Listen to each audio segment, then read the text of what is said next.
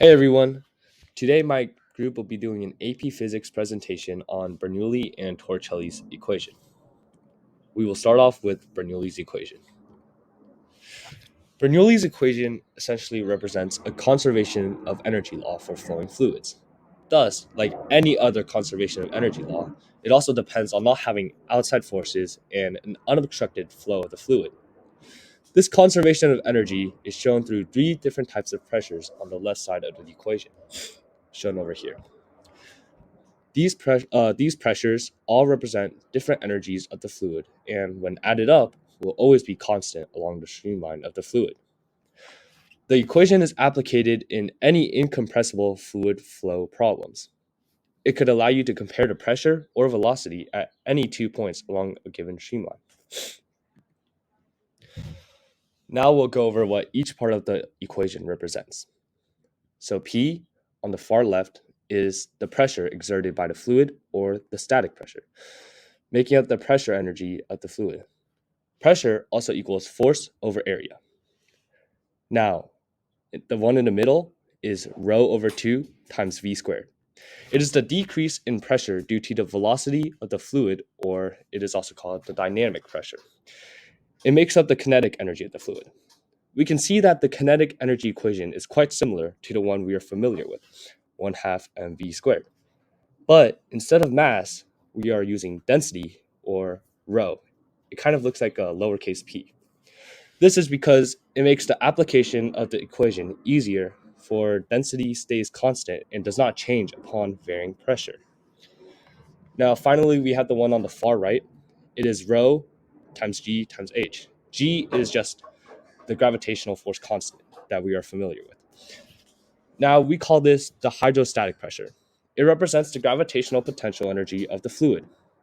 We can again see similarities between the one we are familiar with, mgh, though once again we use density, or rho, instead of mass, m. So that is it. And h, hold on, let me move this.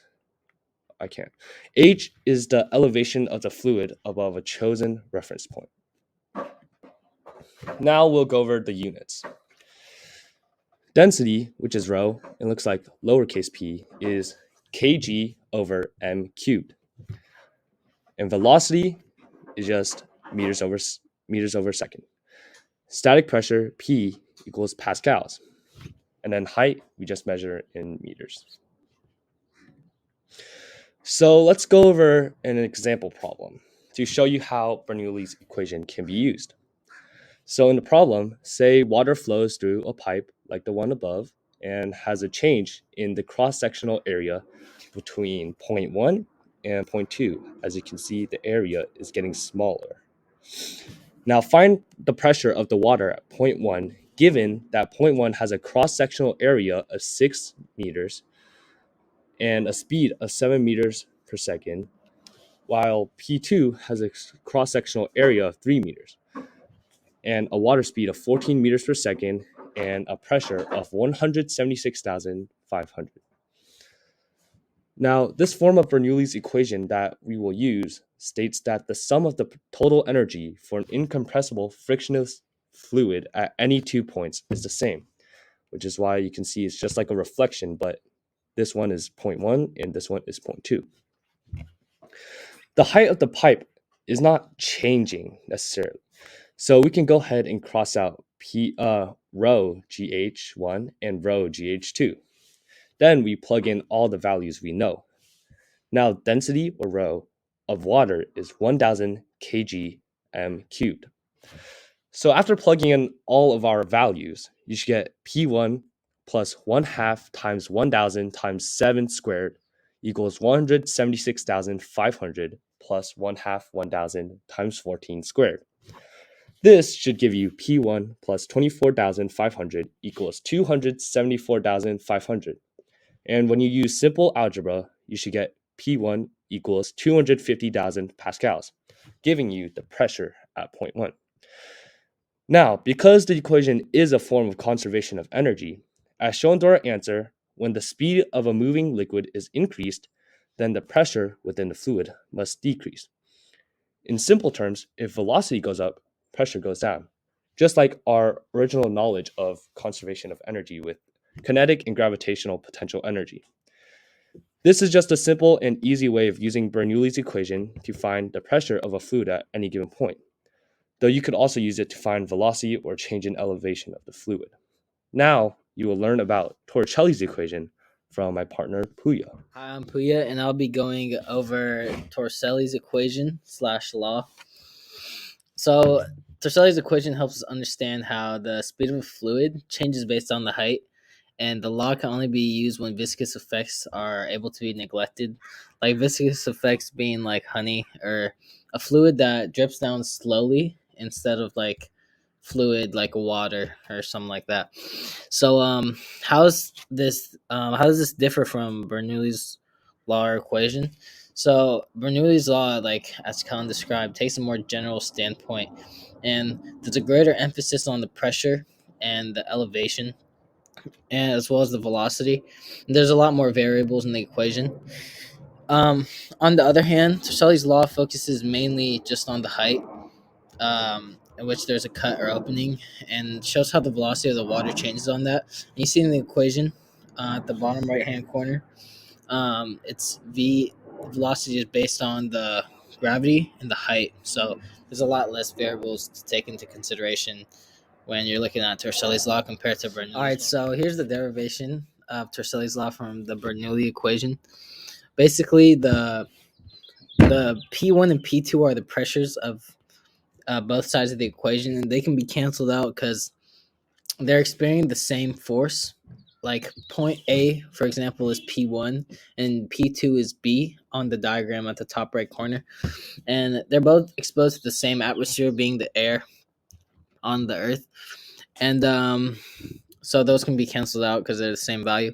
And then 1/2 rho V squared um, can be crossed out. That's the point at the top because there's two speeds in which this little water diagram is moving at. One is being the leak from B, and one is being the really like small amount of water that's moving at the top.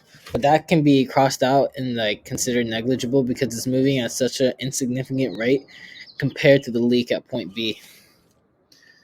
So you can also set the height of point B as 0 in ground level and calculate the h between A and B to find it. And after setting rho gh1 equal to 1/2 rho v squared, you'll get v equals square root of 2gh, which is Torricelli's equation. So how is Torricelli's equation used? So based on the equation, square root of 2gh, given this diagram on the left, basically, if you rank the velocity order from greatest to least, we see that the only thing the velocity is dependent on, other than gravity, of course, is the height. So A is taller than B, taller than C, which means the leakage at A would move at a faster rate than B, which would be at a faster rate than C. And in the real world, this information is important for fields such as engineering or like fields that require like the sewer systems and stuff like that. And like if pipes were to leak out the waters, the calculated velocity would be important to help redesign better water flow in the future. So here's an equation problem using Torricelli's equation, and we'll say if a water bottle has a leak, point A and point B, and those heights are given, and it wants you to calculate the difference in velocity. So you can pause it here to try the question, and then I'll explain it on the next slide. All right, so in order to answer this question, basically we use point G as a reference to calculate the point A and B, and basically like point A, the highest point would be 0.25 meters. So I would use the equation V equals square root of 2gh and plug h in for 0.25 and g for 9.8 to calculate the velocity to be 2.21 meters per second.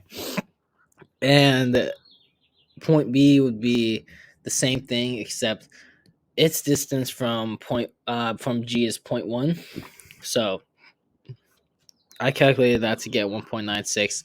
And since the problem was asking for the difference between point A and point B, you just need to subtract both of them, and that would be 0.25 meters per second. So that would be the answers to the problem. And thank you for listening. Okay.